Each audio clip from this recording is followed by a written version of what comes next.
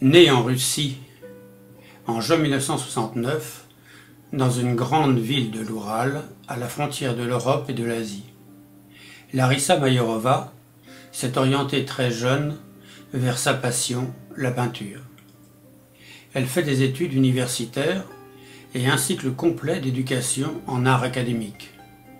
Pour enrichir son apprentissage, elle a aussi étudié la peinture d'icônes russes et l'art populaire.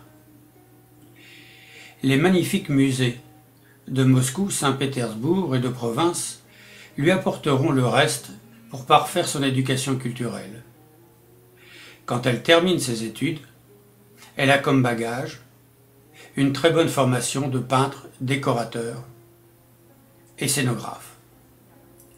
Elle va enseigner comme professeure d'art plastique dans un établissement de beaux-arts d'État à Oufa, la ville des peintres. Elle prend part à des expositions collectives et personnelles en Russie et est présente dans plusieurs galeries.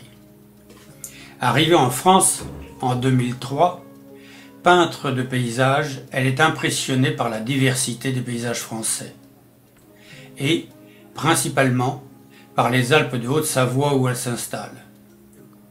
Mais ce sont surtout les châteaux de France qui l'éblouissent par leur diversité et qualité. Puis, les nombreuses expositions, les musées et les galeries qu'elle découvre en France, en Suisse et en Italie. Elle s'installe dans son nouvel atelier avec sa petite famille, son mari éditeur, créateur, et son fils, sa petite fille de 8 ans. Et bien sûr, un chat, ou plutôt une chatte, qu'elle nomme Lisa. Elle adore les chats depuis son enfance.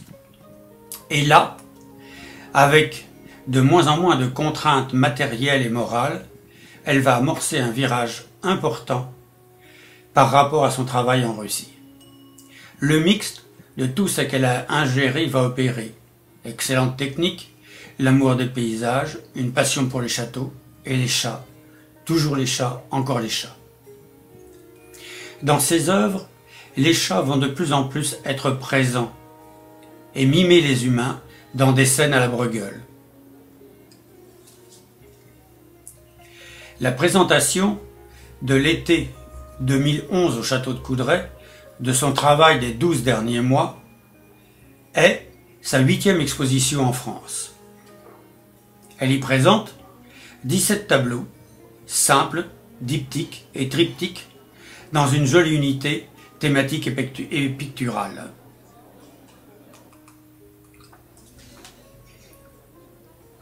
Aujourd'hui, ses œuvres sont dans des collections privées dans plusieurs pays.